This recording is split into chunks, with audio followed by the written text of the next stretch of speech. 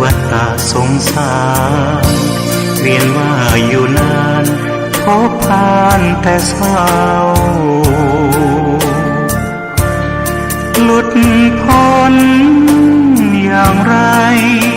บริหารจิตเอาพระพุทธเจ้าสอนเราเห็นทาง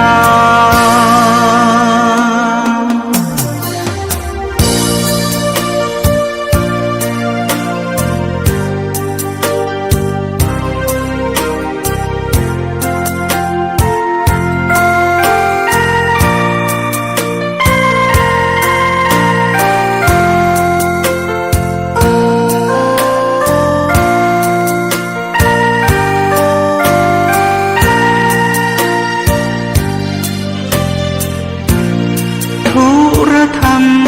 นำพ้นล้นด้วยปัญญายกธรรมเมตตานำพาสื่อสารสัจจะโยนิโสมนสิการองค์โพธิญาณประทานให้เราจับนอกมองในไตรลักษณ์ให้นายวัฏฏะสงสารเวียนว่าอยู่นานพบผ่านแต่เศร้าหลุดพ้นอย่างไรบริหารจิตเอาพระพุทธเจ้าสอนเราเห็นท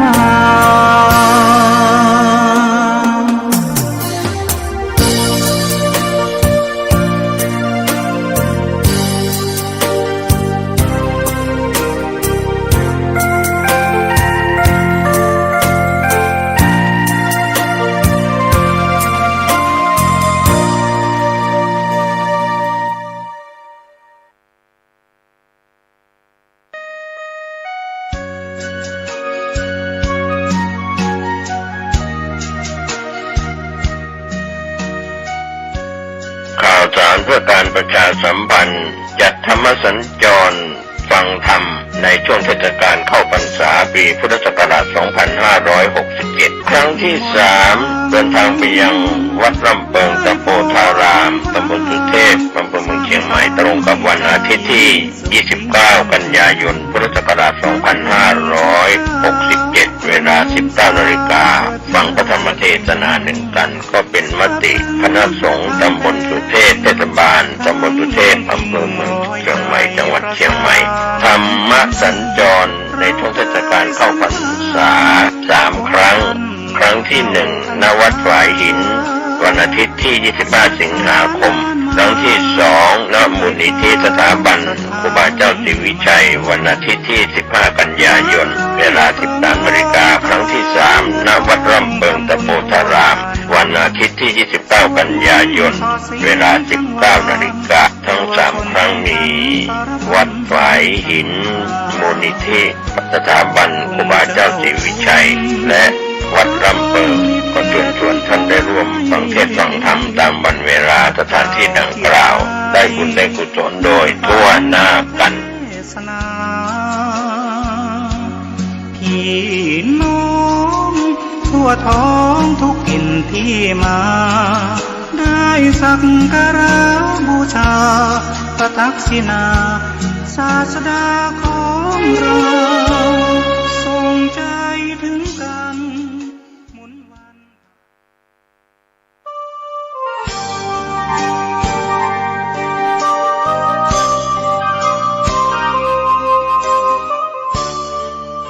ข่าวสารเพื่อการประชาสัมพันธ์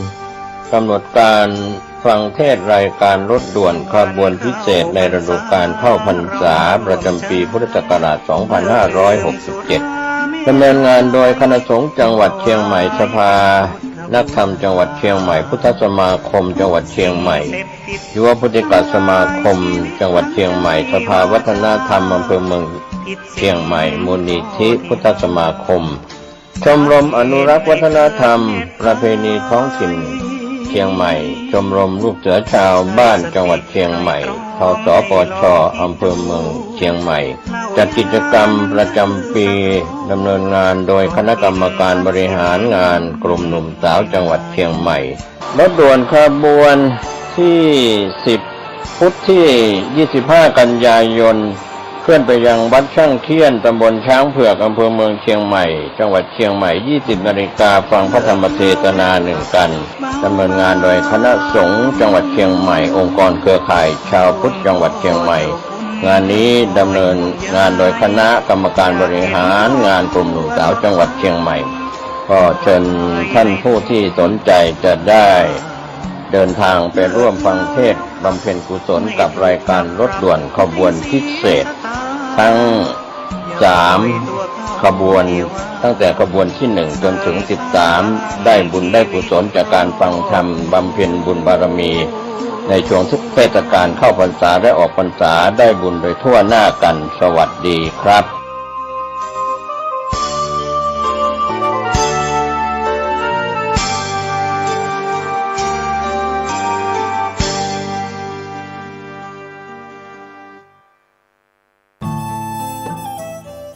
ท่านกำลังติดตามรับฟังสถานีวิทยุกระจายเสียงพระพุทธศาสนาแห่งชาติและสังคม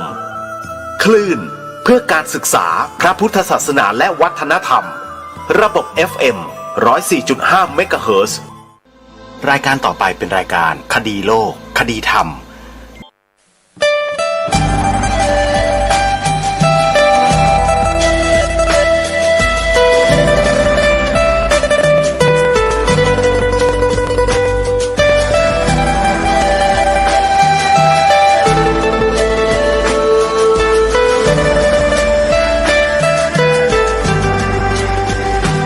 กล้าคิด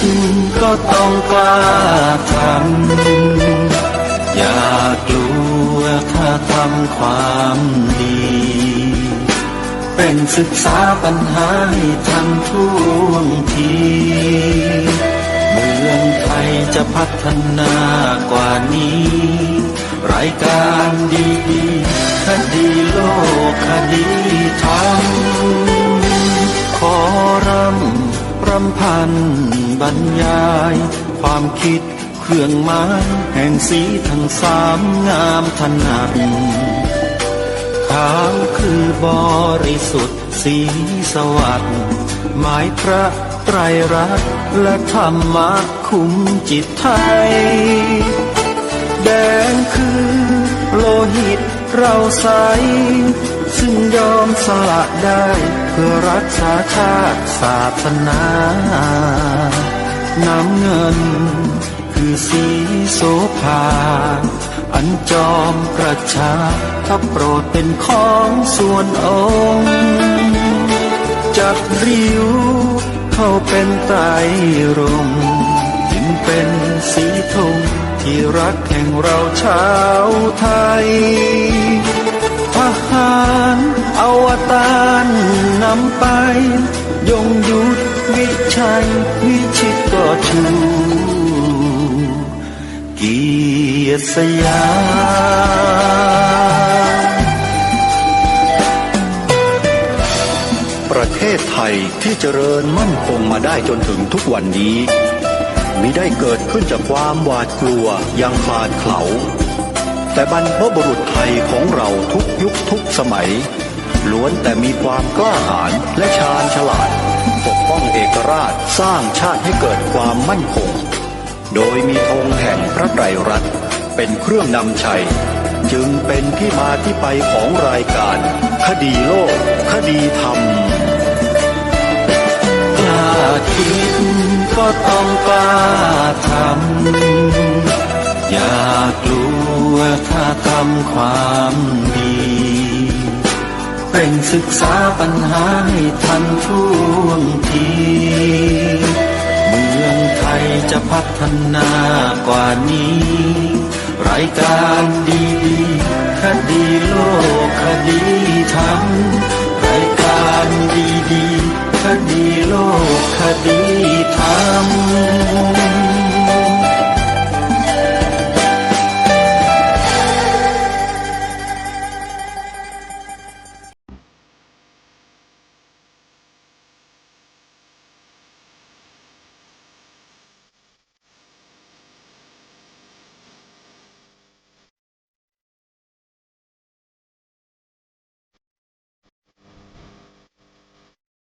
ขอกราบถวายความนอบน้อมแด่พระรัตนตรัยถวายความเคารพพระมหาเถระพระเถรานุเถระทุกท่านขอความสุขความเจริญในธรรมจงบังเกิดมีแด่ท่านสาธุชนที่กำลังติดตามรับฟังรายการจากสถานีวิทยุแห่งนี้ทุกท่าน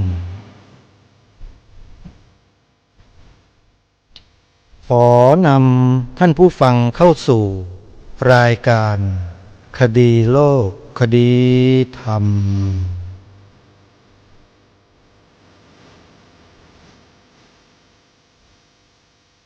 พบกันวันนี้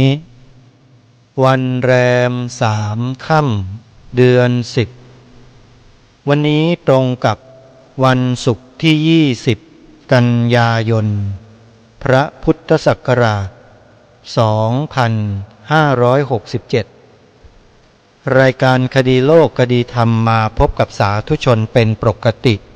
ทุกวันจันทร์ถึงวันศุกร์และวันเสาร์อาทิตย์ทางสถานีวิทยุแห่งนี้ท่านสามารถใช้โทรศัพท์มือถือระบบ Android ดาวน์โหลดแอปพลิเคชันที่ชื่อว่าวิทยุพุทธศาสนาทั่วไทยเพื่อติดตามรับฟังรายการนี้ได้ทุกวันในแต่ละวันนั้นสามารถรับฟังได้5 เวลาคือ9 นาฬิกาเวลา10 นาฬิกาเวลา11 นาฬิกาเวลา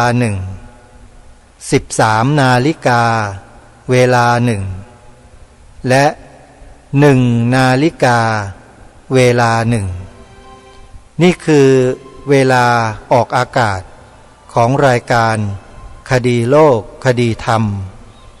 ซึ่งสถานีวิทยุต่างๆได้นำรายการนี้ถ่ายทอดให้ท่านผู้ฟังได้ติดตามรับฟังกันเป็นประจำทุกวันไม่ว่าจะเป็นสถานีวิทยุวัดหนองกายอำเภอแม่แตงจังหวัดเชียงใหม่ FM 99.75 เมกะเฮิรตซ์วัดฝายหินตำบลสุเทพอำเภอเมืองจังหวัดเชียงใหม่ FM 104.50 เมกะเฮิรตซ์วัดป่าจริยธรรมตำบลนาดอกคำอำเภอนาด้วงจังหวัดเลย FM 96.50 เมกะเฮิรตซ์วัดอารามมงคลตำบลยางตลาดอำเภอยางตลาดจังหวัดกาฬสินธุ์ FM 89 เมกะเฮิรตซ์วัดศรีอุดมวงศ์ตำบลศรีสงครามอำเภอวังสะพุงจังหวัดเลย FM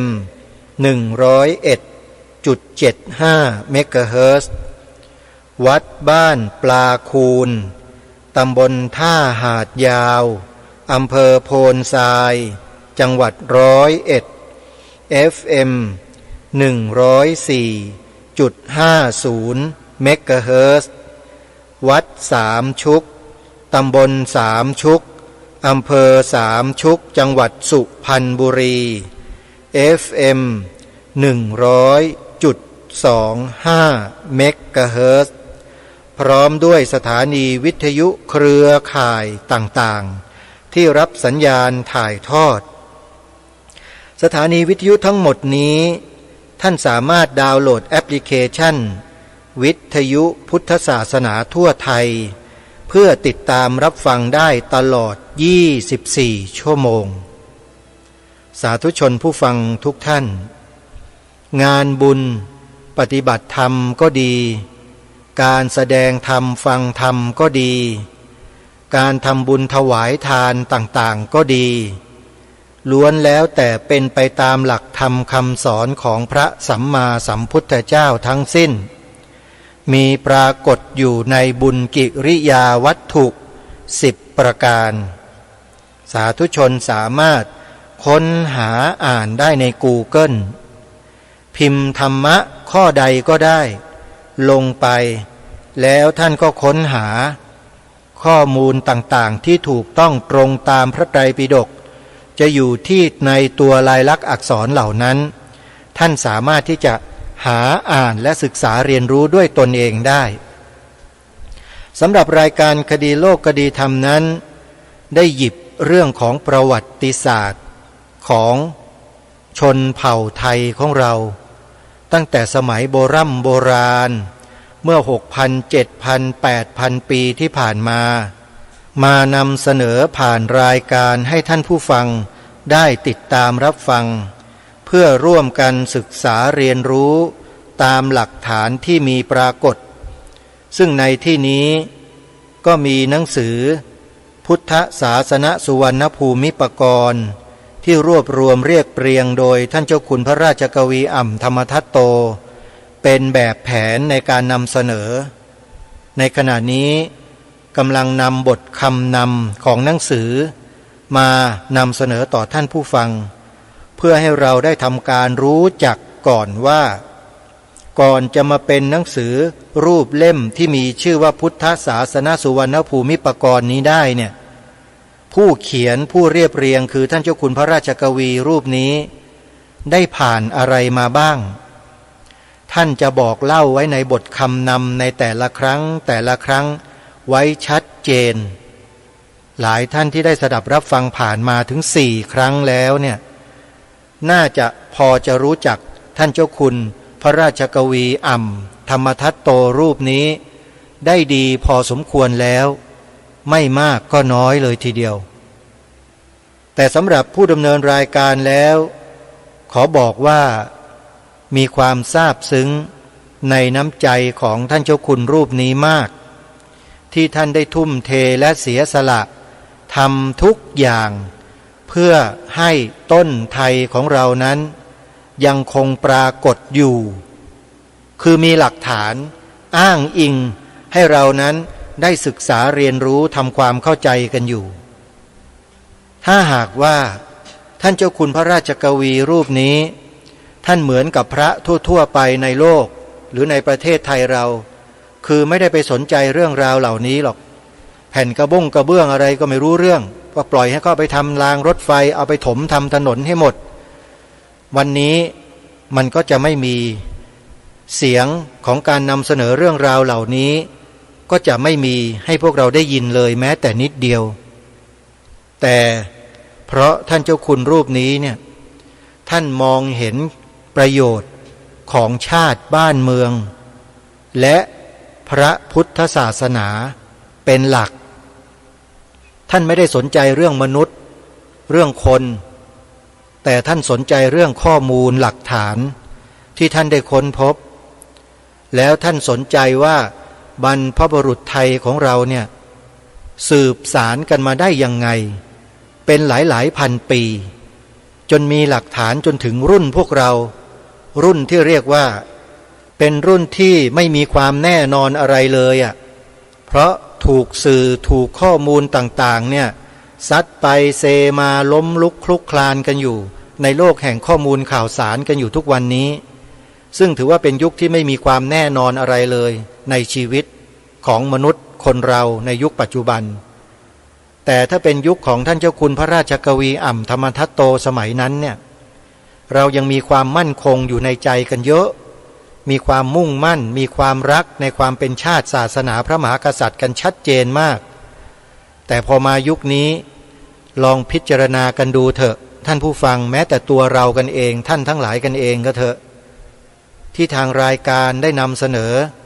ความชัดเจนของประเทศไทยผ่านธงไตรรงค์3 สีพวกเรามีความรู้สึกอย่างไรกันบ้าง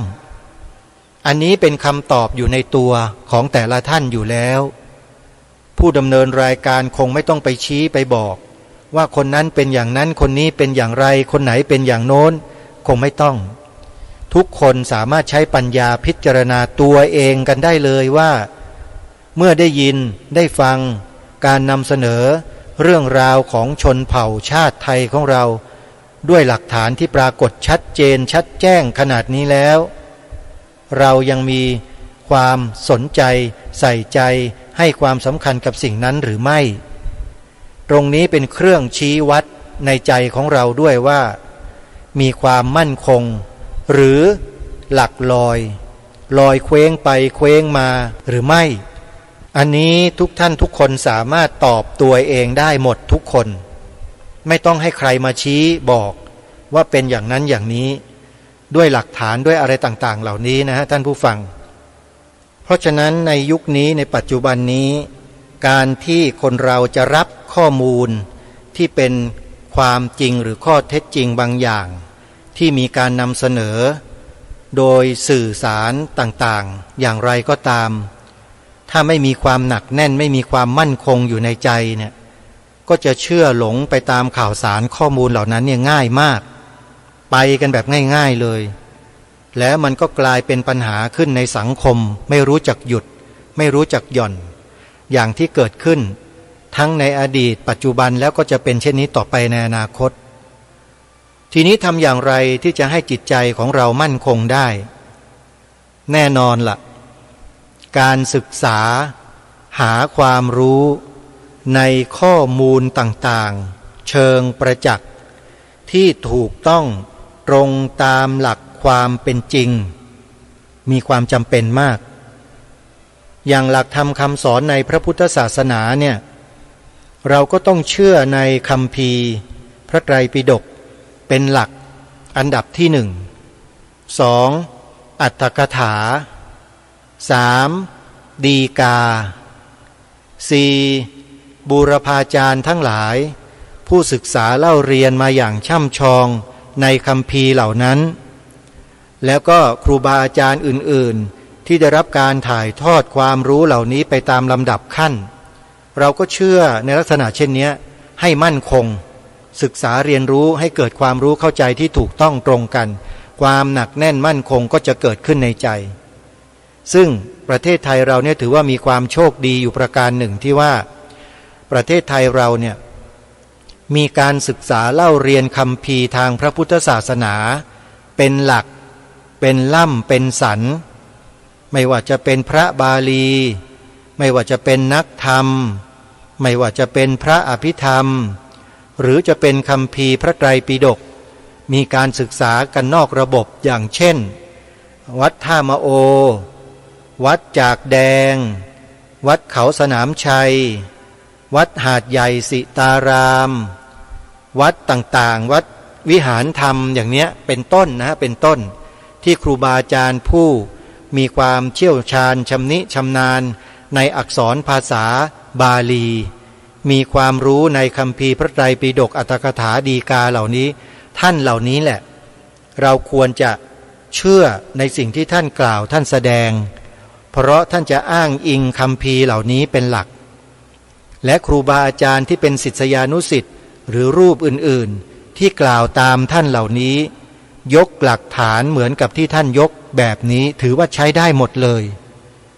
แต่ถ้าหากบางท่านบางคน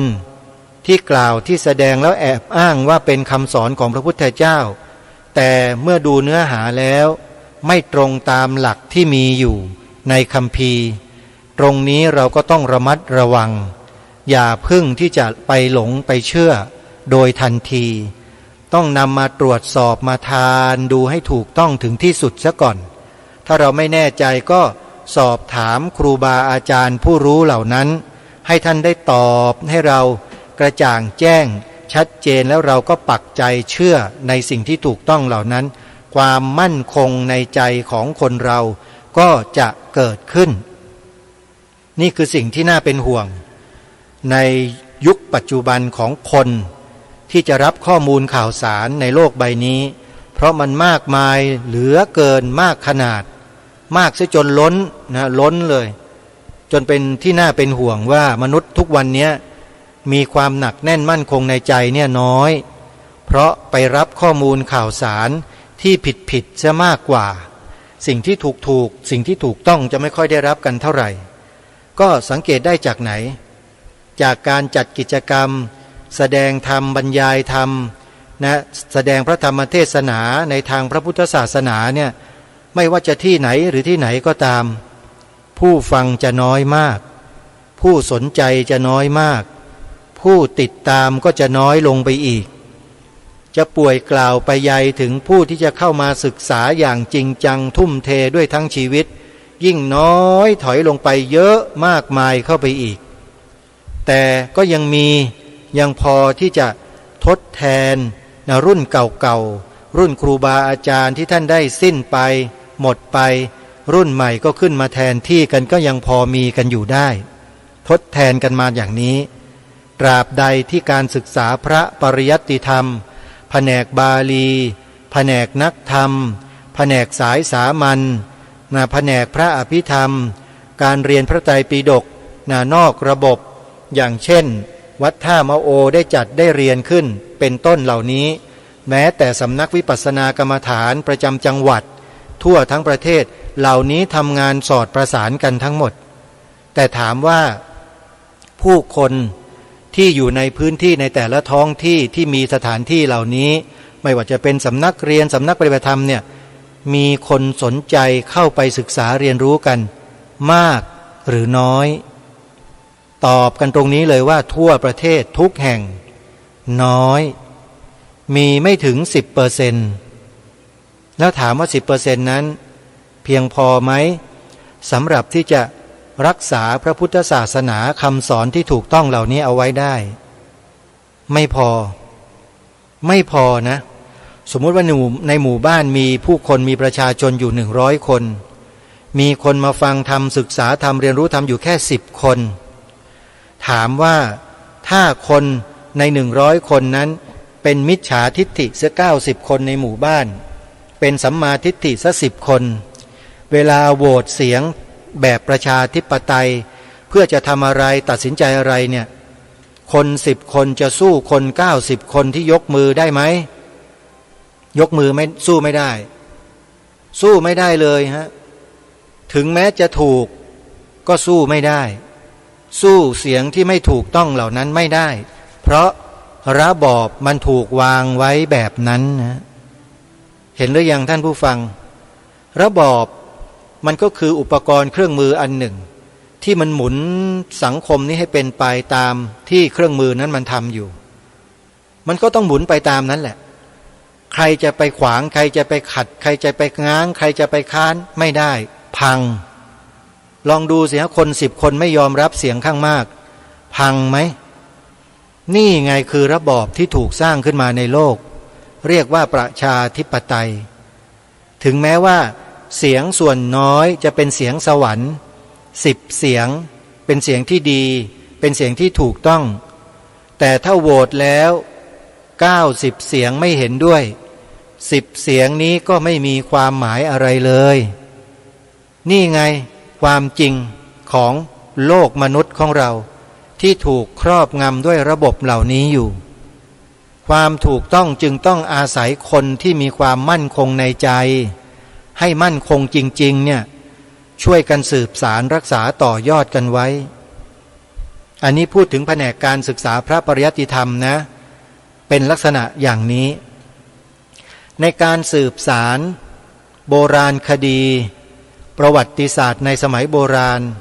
ของความเป็นชนเผ่าไทยของเราที่มีมาช้านานนับหลายพันปีเหมือนกันสิ่งเหล่านี้มันเป็นเรื่องของรัฐศาสตร์เรื่องของสังคมศาสตร์เรื่องของมนุษยวิทยาเรื่องของจิตวิทยามวลชนของสังคมที่ทุกคนมีส่วนร่วมในการที่จะทำรงรักษาสืบสารต่อยอดกันเป็นหน้าที่ทุกคนที่จะต้องช่วยกันสืบสารแต่ปรากฏว่าการจะสืบสารในสิ่งที่ถูกต้องมีหลักฐานครบถ้วนมีหลักฐานที่ยืนยันชัดเจนขนาดไหนก็ตามถ้าระบบที่ถูกวางเอาไว้ข้อกำหนดกฎเกณฑ์ที่ถูกวางเอาไว้เป็นสิ่งที่สังคมส่วนมากต้องยอมรับเพราะถูกตราเป็นกฎหมายเป็นกติกาเป็นอะไรต่างๆระเบียบของสังคมแล้วเนี่ยถึงแม้ว่าหลักฐานที่ปรากฏขึ้นมาใหม่ จะยืนยันด้วยหลักฐานที่ชัดเจนจะถูกต้องตรงเพียงใดก็แล้วแต่ถ้ามันไม่ได้อยู่ในสาระบบแห่งการรับรองที่เขากำหนดเอาไว้เนี่ย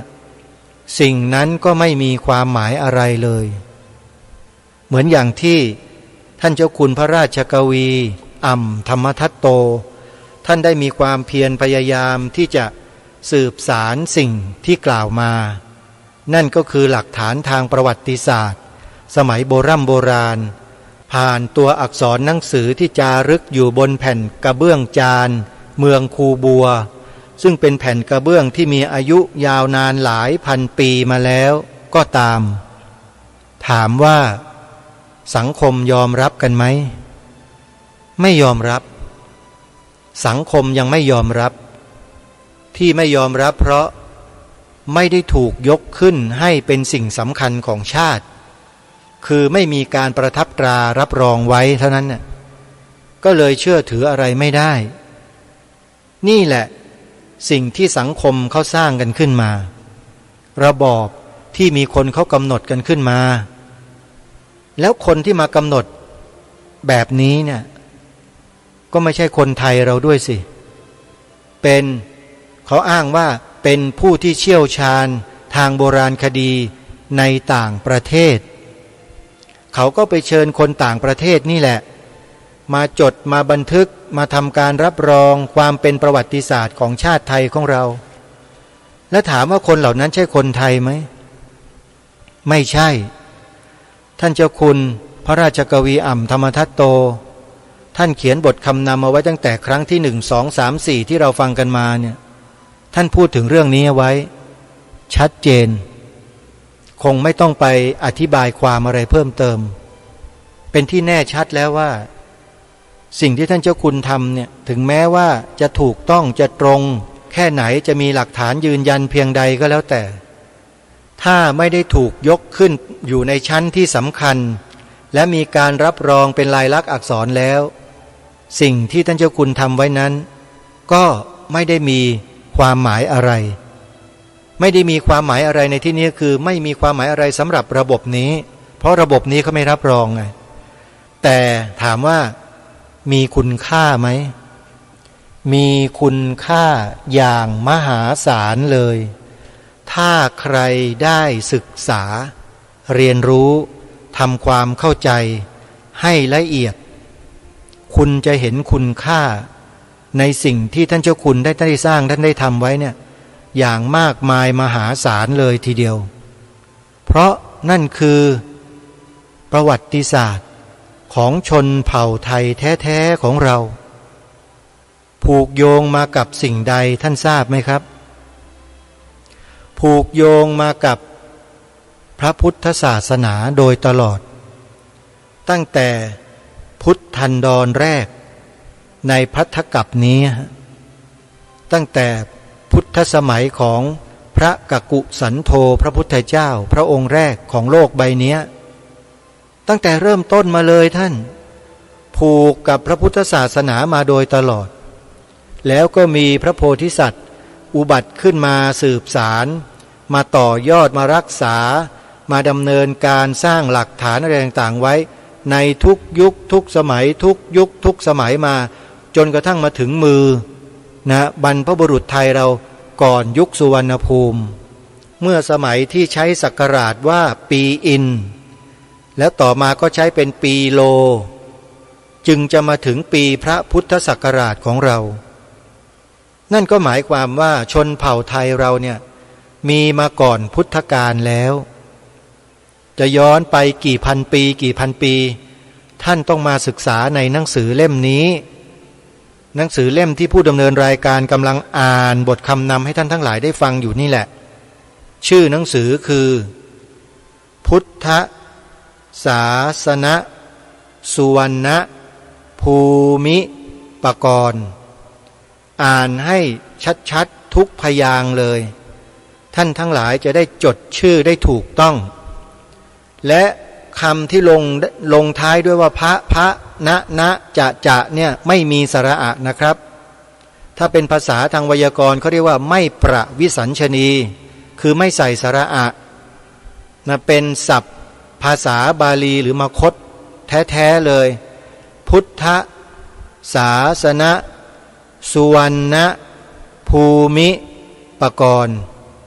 ชื่อออกจะยาวนิดหนึ่งแต่เขียนก็ไม่ยากนะชื่อนี้เลยท่านไปเซิร์ชดูใน Google ใน YouTube มีเพียบเลยข้อมูลเหล่านั้นที่ออกมาจากหนังสือเล่มนี้ซึ่งก่อนหน้านี้ผู้ดำเนินรายการก็เคยนำคลิปเสียงเหล่านี้มาเปิดให้พวกเราได้สดับรับฟังกันไปบ้างแล้วซึ่งยังมีอีกเป็นจำนวนมากมายเลยทีเดียวที่ยังไม่ได้นำมาเปิดให้ฟังกันเดี๋ยวมีโอกาสที่เหมาะสมก็จะได้นำมาเปิดให้พวกเราได้สดับรับฟังกันสืบต่อไปเอาละท่านผู้ฟังวันนี้ทางรายการได้เตรียมเนื้อหาคำนำการพิมพ์ครั้งที่5มาตั้งไว้เรียบร้อยแล้วพร้อมที่จะอ่านให้สาธุชนได้สดับรับฟังกันต่อไป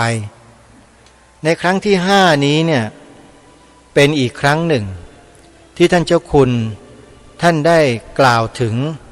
ต้นไทยตั้งแต่สมัยเมื่อ 6-7-8 พันปีที่ผ่านมา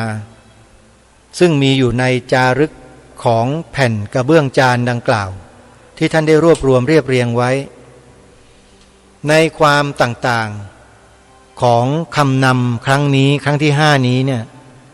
ท่านสาธุชนจะต้องตั้งใจฟังสักนิดหนึ่งเพราะมันมีศัพท์ทางด้านวิชาการเป็นภาษาอังกฤษบ้างเป็นอะไรต่างๆบ้างเนี่ยต้องค่อยๆฟังให้เข้าใจกันเป็นนามเฉพาะของชื่อส่วนต่างๆคนต่างๆสถานที่ต่างๆที่ท่านเจ้าคุณพระราชกวีอ่ำธรรมทัตโตท่านได้เห็นแล้วก็ถอดความออกมาก็ขอให้เราเนี่ยสดับรับฟังแล้วพิจารณาตามความเหมาะสมนะโยมนะอย่าเพิ่งตัดสินใจเชื่อหรือไม่เชื่อไอ้เชื่อกับไม่เชื่อเนี่ยเอาทิ้งไว้ก่อนแต่ขอให้เราฟังด้วยหลักด้วยเหตุด้วยผลแล้วนำไปพิจารณากันภายหลังสืบค้นหาข้อมูลกันต่อสิ่งที่ท่านเจ้าคุณนำมาเสนอนั้นท่านก็นำมาจากหลักฐานจริงๆนี่แหละแต่เรายังไม่เห็นกันเมื่อท่านอ้างว่าอยู่ตรงไหนยังไงเนี่ยเราก็จดบันทึกไว้แล้วเราก็ไปดูซิว่าเป็นไปตามที่ท่านกล่าวหรือไม่เดี๋ยวมาดูบทคำนำครั้งที่5พร้อมๆกันคำนำในวงเล็บพิมพ์ครั้งที่5วงเล็บปิดท่านขึ้นต้นอย่างนี้ณครั้งที่5นี้ก็เพราะมีโอกาสได้กระทำตามที่รัฐประกาศให้ร่วมเฉลิมฉลองพระพุทธศักราช 2530 ซึ่งไทยควรมีประวัติไทยที่มีหลักฐานไทยปรากฏยืนยันความเป็นจริงตามที่ได้พบเห็นกันมากับทั้งตามที่ท่านครูบาอาจารย์ได้ปรารภไว้ก็เพราะหนังสือพุทธศาสนสุวรรณภูมิปกรณ์ราชบุรีวัตถุกถาตำนานเมืองขุนซึ่งพิมพ์ในการเฉลิมฉลอง200 ปีแห่งกรุงรัตนโกสินทร์พระพุทธศักราช 2525 ได้พิมพ์เพียง 1,000 เล่มหมดไปแล้วทั้งเกือบทุกท่านได้ช่วยค่าพิมพ์ไว้มากด้วยพร้อมกับได้พบหลักฐานจึงเพิ่มเติมเข้าไปอีกก็คือจารึกหล่อสลักลวดลายสือไทยไว้ณเมืองจีนโบราณรัชสมัยพระเจ้าอึ่งตี้ฮ่องเต้ซึ่งทรงเป็นปฐมกษัตริย์แห่งพระราชวงศ์ประมาณการก็ 2,200 ปีก่อนพระพุทธศักราชก็เมื่อประมาณ 4,700 ปีกว่ามาแล้วซึ่งได้ทรงสืบต่อกันมาถึงราชวงศ์เจ้าหรือเจ้าทั้งได้สร้างลายสือไทยไว้ด้วยจึงเป็นหลักฐานไทยที่แน่นอนยังได้พบจารึกตัวหนังสือไทยณปราสาทอียิปต์สมัยราชวงศ์ใหม่ฟาโรห์เซติ1แรมเซส2 New Kingdom Pharaohs Set 1 Ramses II แล้วก็ BC 1567ถึง1085 ซึ่งอ่านอย่างไทยว่าราชวงศ์พระเจ้าฟาโรห์สีไทย 1. พระเจ้าแรมเซส 2. ก่อนคริสตศักราช 1567 ถึง 1085 ปี ก็เมื่อประมาณ 3,554 ปีมาแล้วตัวสือไทยที่จารึกไว้ณปราสาทหินนี้มีว่าเพื่อนรักสนุกกันแถวล่างอ่านได้ว่าขุนไทยฟ้ารุ่งขุนหญิงขวัญฟ้าคำชื่อไทยว่าฟ้าโร่กับฟ้ารุ่งนั้นก็มีความหมายอย่างเดียวกัน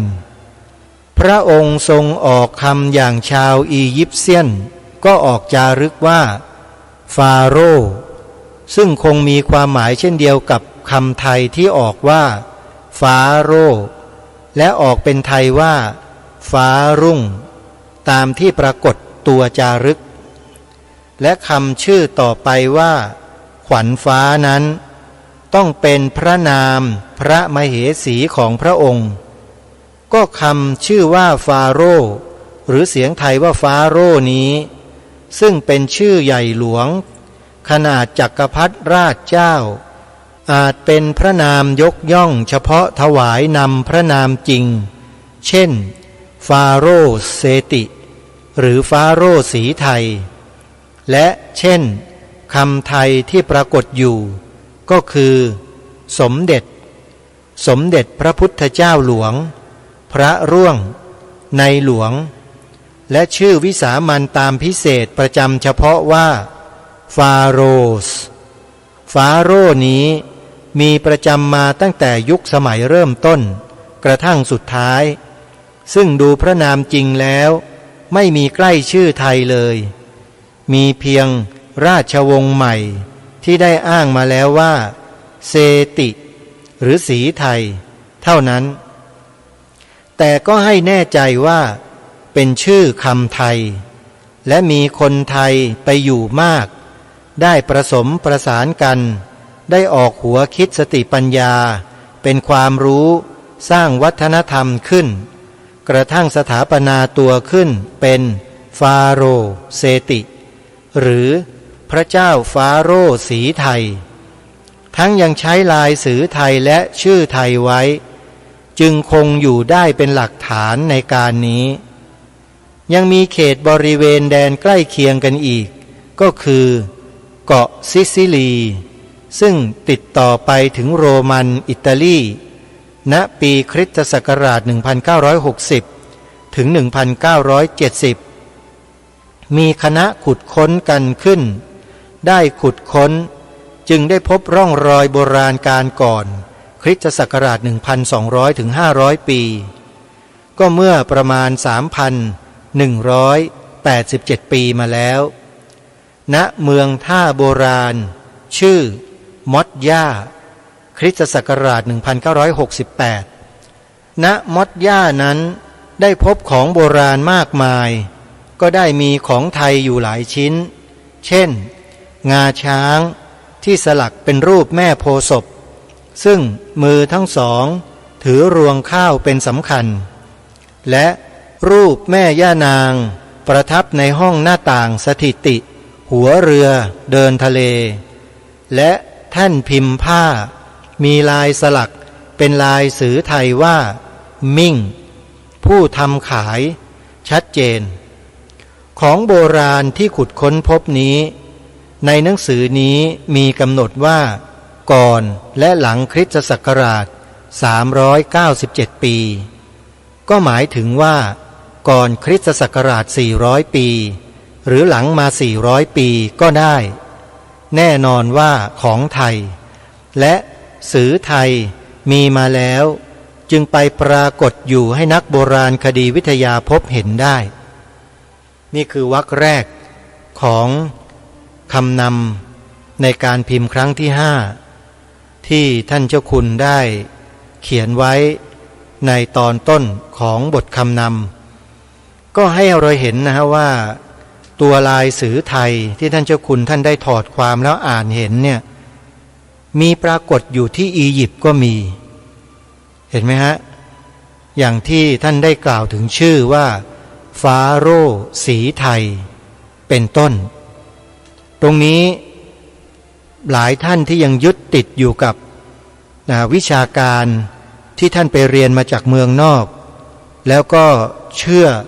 ว่าตัวอักษรหนังสือที่เขาถอดความมาเป็นไปตามที่เขาได้ประกาศได้กำหนดเอาไว้ซึ่งไม่มีใครเคยคิดมาก่อนว่าจะเกี่ยวข้องอะไรกับตัวลายสือไทยของเราหรือไม่ท่านเจ้าคุณในฐานะที่ท่านเป็นผู้เชี่ยวชาญด้านอักษรภาษาโบราณดังกล่าวเนี่ยพอท่านเห็นท่านก็กล่าวเปล่งคำนั้นออกมาทันทีเลย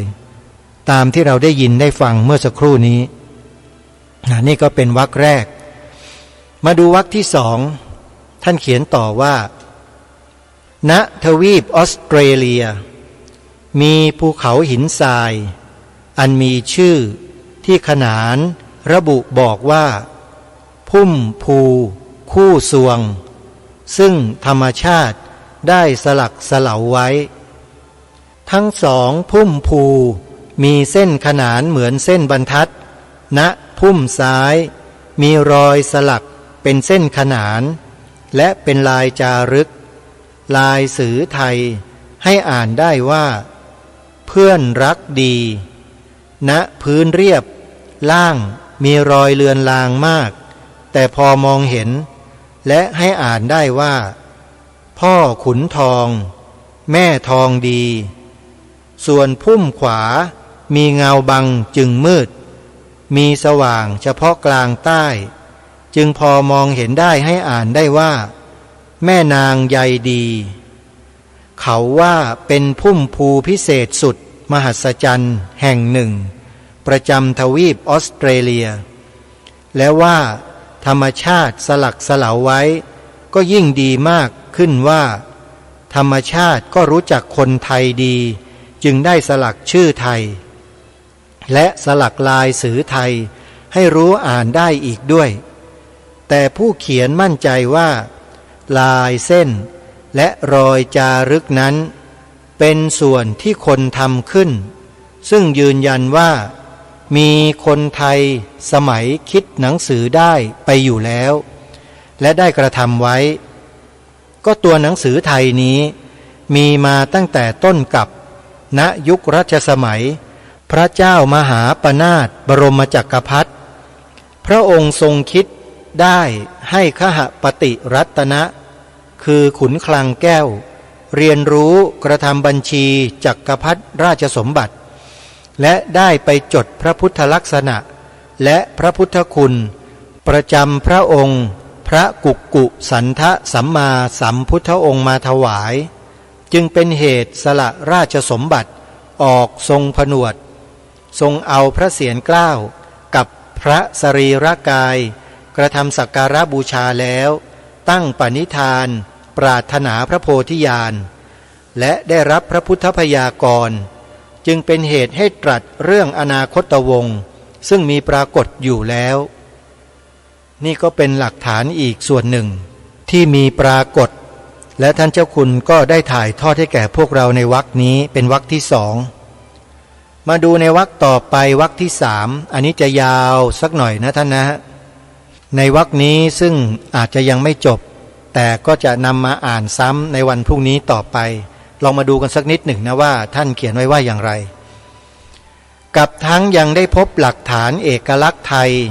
ซึ่งมีทั่วตลอดแถบเหนือโลกเช่นพวกลบแต่เขาเขียนเป็นตัวสืออังกฤษอ่านเป็นภาษาอังกฤษว่าแลบลบหรือแลบถ้าเป็นชื่อคน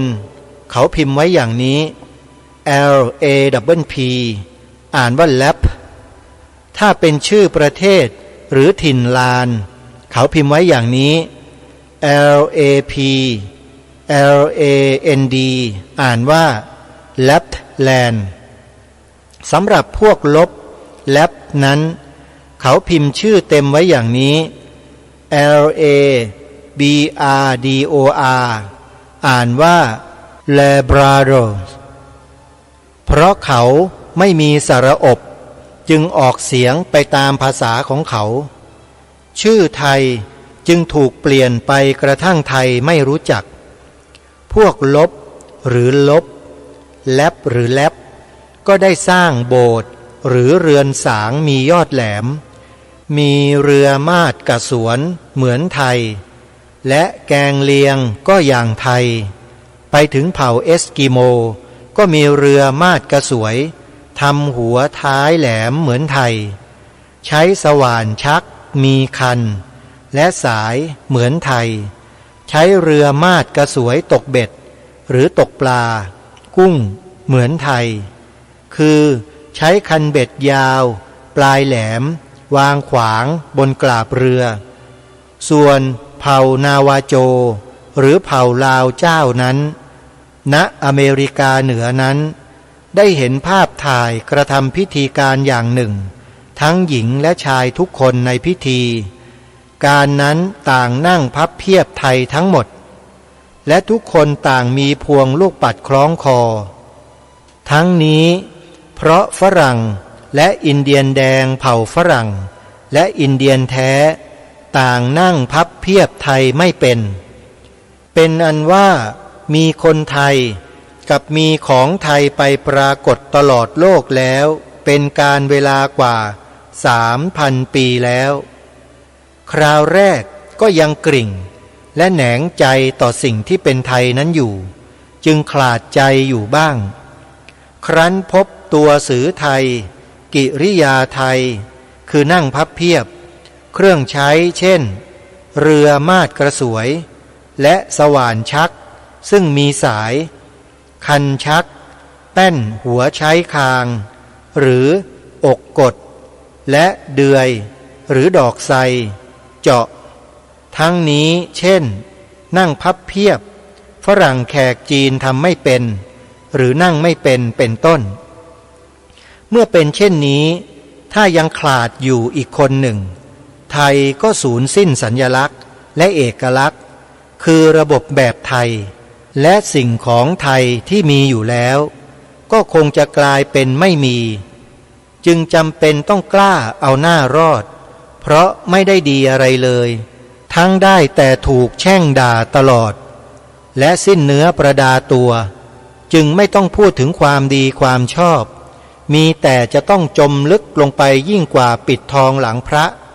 และยืนยันได้อย่างเปิดเผยว่าทำให้ไทยเป็นไทยอยู่ได้เพียงเท่านี้ก็เพราะเหตุที่ได้กระทำมาแล้วทั้งยังได้เกิดจิตสำนึกอยู่เสมอว่ามีอยู่เพียงคนเดียวเท่านั้นถึงจะมีอุปสรรคอย่างไรก็ต้องทำเพื่อไทยได้ฟื้นคืนตัวเป็นไทยอยู่ตามเดิมณครั้งหนึ่งปีพระพุทธศักราช 2526 จะมีการเฉลิมฉลองลายสือไทยมีอายุครบ 700 ปีเป็นการที่มีวิทยุโทรทัศน์แล้วทั้งมีแถบบันทึกภาพฉายกระแสพระดำรัสและสนทนาบรรยายในวิทยุโทรทัศน์จึงได้ฟังกระแสพระดำรัสและการสนทนานั้นๆเสมอได้ฟังว่าได้อ่านหนังสือของท่านมีความรู้มากมายกับสนทนาว่าที่ทำเอาของไทยกลับคืนมาเป็นของไทยนั้นมีความเลื่อมใสท่านอย่างจริงใจซึ่งได้ฟังแล้วเพียงแต่คิดสำนึกความเท่านั้นเพราะนึกเข้าใจว่ากล่าวถึงผู้อื่นฉะนี้จึงขอพระราชทานอภัยและขออภัยด้วยขอเล่าถึงความจริงตั้งแต่ต้นปีพระพุทธศักราช 2507 2508 2509 นั้นได้เจอจารึกก็ได้อ่านจึงรู้เรื่องไทยได้ตลอดจึงกระทำขึ้นให้รู้เรื่องไทยตามที่ปรากฏอยู่แล้วว่าไทยนี้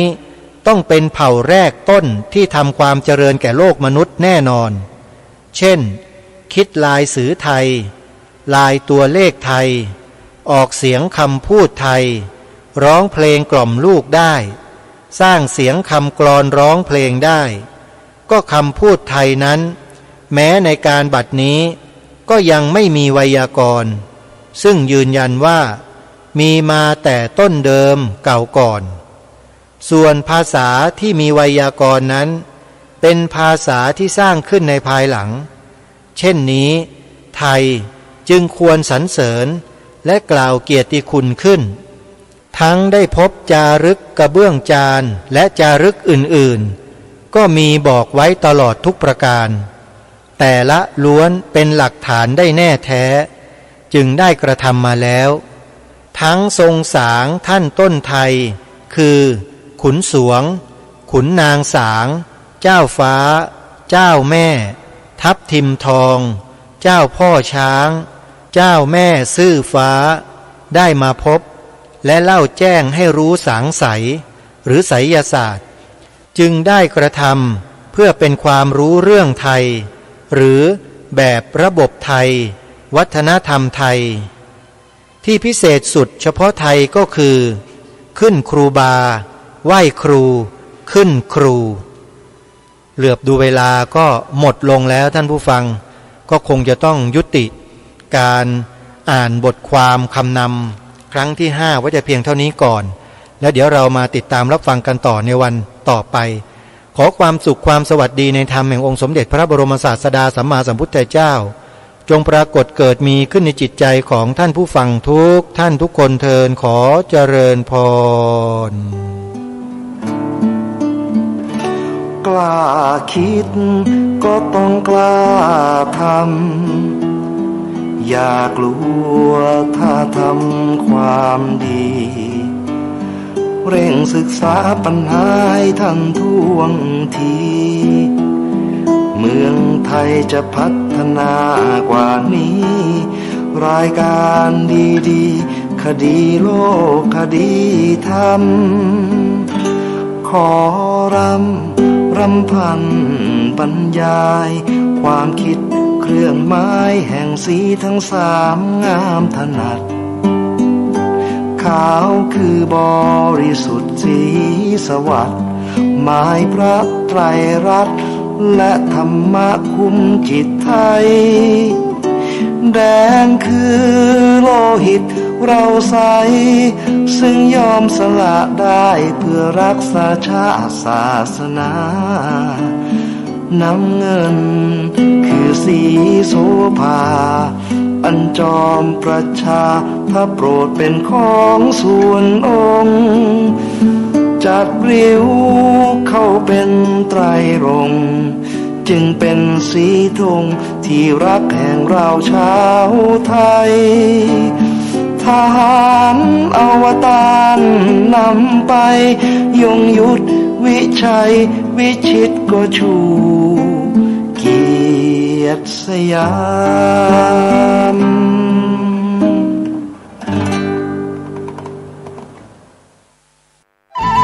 ที่จบไปแล้วนั้นเป็นรายการคดีโลกคดีธรรมดำเนินรายการโดยพระครูปลัดณรงค์ฤทธิ์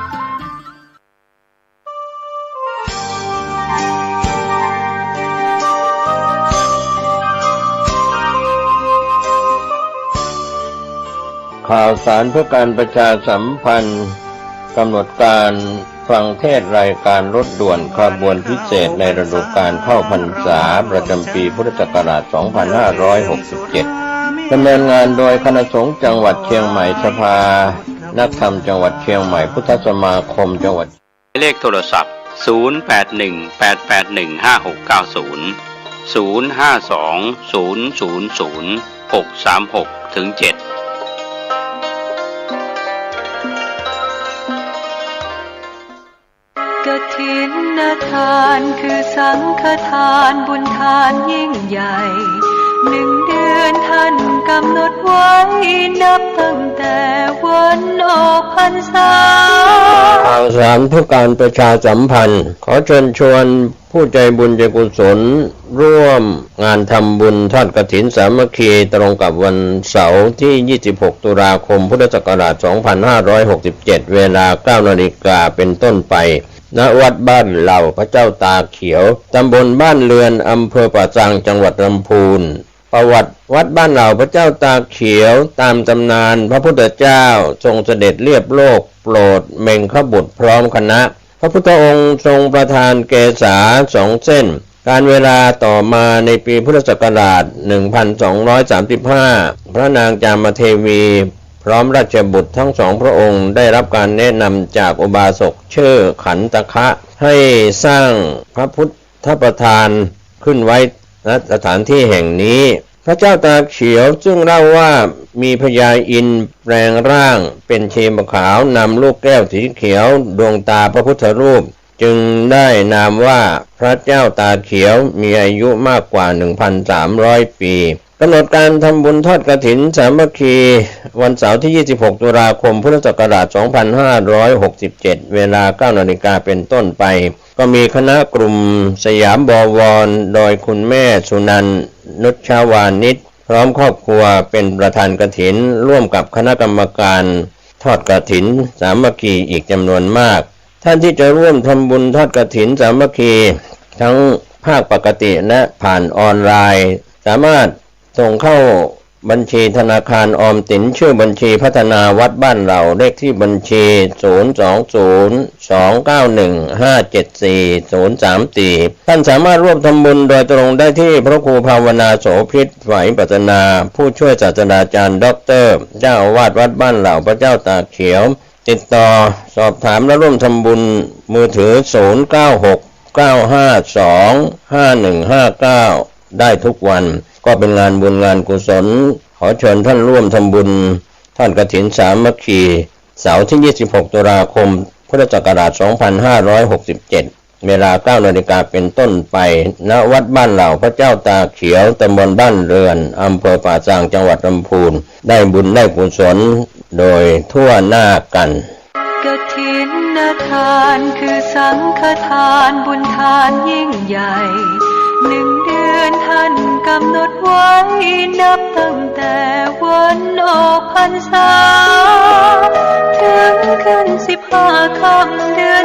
12สิ้นสุดเวลาเป็นการละทานล้ำค่าสืบทอดนานมาแต่ครั้งพุทธกาลเป็นที่นับถือของตุเจ้าวัดหนองตองตนนี้มาพบมาปะกันอีกเช่นเคยในวันเวลาเดียวกันนี้และทางสถานีวิทยุแห่งนี้ในรายการตะกินตะกะแห่งธรรมะทุกเจ้าต้องขออนุโมทนาขอบใจต่อญาติต่อโยมท่านผู้ฟังทั้งหลายทุกท่านทุกคนติดตามฟังรายการนี้มาด้วยดีตลอดขอบใจมากๆขอบใจหลายๆต่อไปนี้เอามาไหว้พระสวดมนต์ถวายเป็นพระพรชัยมงคลแด่สมเด็จพระเจ้าลูกเธอเจ้าฟ้าพัชรกิติยาภาตั้งอกตั้งใจเนื้อพอออกไม่ออกว่าพร้อมกันไปอรหังสัมมาสัมพุทโธภควาพุทธังภควันตังอภิวาเทมิกราบพระพุทธสวากขาโตภควตาธัมโมธัมมังนัมสสามิกราบพระธรรมสุปฏิปันโนภควโตสาวกสังโฆสังฆังนัมมามิกราบพระสงฆ์นะโมตัสสะภะคะวะโตอะระหะโตสัมมาสัมพุทธัสสะนะโมตัสสะภะคะวะโตอะระหะโตสัมมาสัมพุทธัสสะนะโมตัสสะภะคะวะโตอะระหะโตสัมมาสัมพุทธัสสะพุทธังสรณังคัจฉามิธัมมังสรณังคัจฉ ฉามิสังฆังสรณังคัจฉามิตุติยัมปิพุทธังสรณังคัจฉามิตุติยัมปิธัมมังสรณังคัจฉามิตุติยัมปิสังฆังสรณังคัจฉามิตติยัมปิพุทธังสรณังคัจฉามิตติยัมปิธัมมังสรณัง